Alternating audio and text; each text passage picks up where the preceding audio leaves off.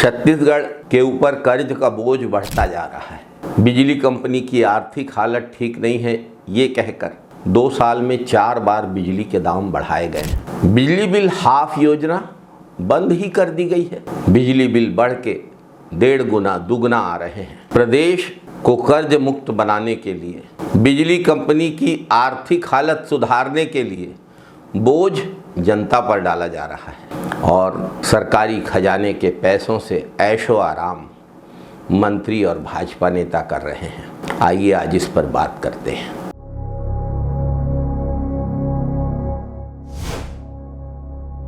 नमस्कार साथियों, छत्तीसगढ़ की राजनीति में सत्ताधारी दल ने बेहयाई की सारी हदें पार कर दी है। मंत्री और सत्ताधीश जनता के टैक्स के पैसों को अपनी निजी जागीर समझ बैठे हैं। ऐसी खबरें आ रही हैं कि उप मुख्यमंत्री श्री अरुण साव ने अपने भतीजे की तेरही पर 97 लाख रुपए पीडब्ल्यूडी विभाग के कोष से खर्च किए हैं। ये पैसा जनता का था या उन किसानों का जो खेत में पसीना बहाते हैं, उन मजदूरों का जो रोज पेट के लिए जूझते हैं, उन टैक्स देने वालों का जो सरकार पर भरोसा करते हैं।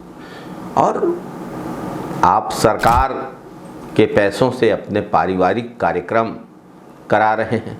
पीडब्ल्यूडी विभाग आपके अधीन है। सड़कें टूटी पड़ी हैं, पुलों में दरारें हैं, गांव की गलियां दलदल बन गई हैं, मरम्मत के लिए पैसा नहीं है। लेकिन यदि निजी कार्यक्रमों में पैसा उड़ाया जा रहा है तो यह बेहद दुखद है। पीडब्ल्यूडी विभाग ने इन समाचारों का खंडन भी जारी किया है। खंडन में पीडब्ल्यूडी ने बाकायदा ब्यौरा भी दिया है कि ये पैसे कहां कहां खर्च हुए।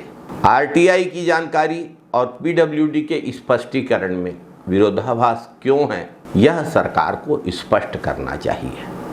जनता के बीच जो धारणा बन रही है वो सरकार के प्रति अच्छी नहीं है। प्रदेश की सरकार पर कर्ज का बोझ बढ़ता ही जा रहा है।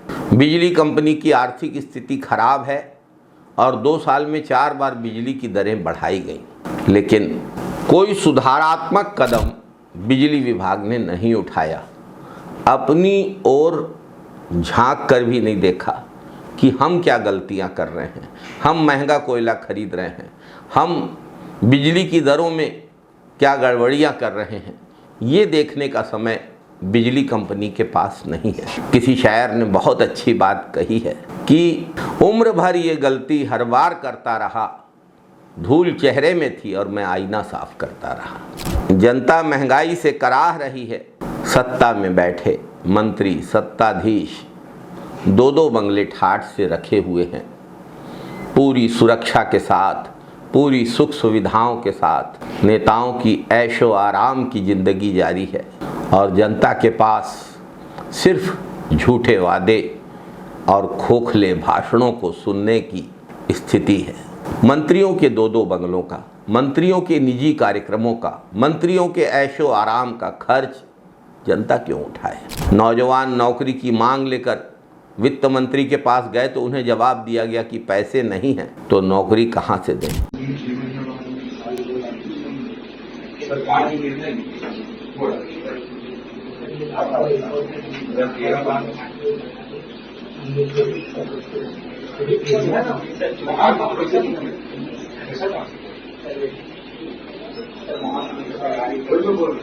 पूरे 5 साल में कांग्रेस के पास कम से कम 3 साल अभी होगी, 6 महीने बाद होगी, साल भर बाद होती है। 5 साल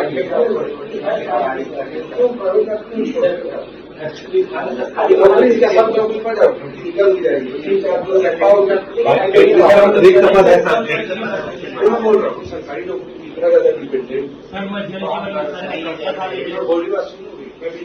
छोड़ गया हूँ तब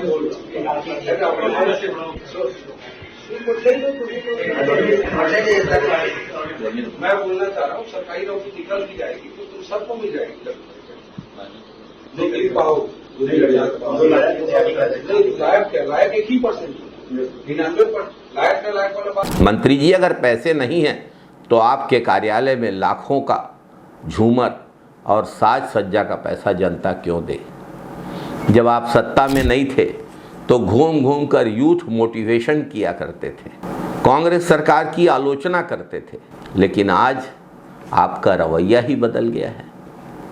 जनता के पैसे सत्ताधीशों के ऐशो आराम के लिए नहीं है। इन पैसों से प्रदेश में स्कूल, सड़क, पुल, अस्पताल बनने चाहिए। स्कूल तो आप बंद कर रहे हैं। जनता के पैसे नौजवानों को रोजगार और किसानों की कर्ज माफी के लिए हैं, वो आप कर नहीं रहे हैं। अब छत्तीसगढ़ के लोगों को ये तय करना है कि क्या हम अपने टैक्स के पैसों का ऐसा दुरुपयोग होते हुए देखते रहेंगे, या इन पैसों को अपने बच्चों की शिक्षा, अपने खेतों की सिंचाई, अपनी सड़कों की मरम्मत पर खर्च करने के लिए भाजपा की सरकार को विवश करेंगे। आप क्या सोचते हैं इस बारे में? क्या करना चाहिए?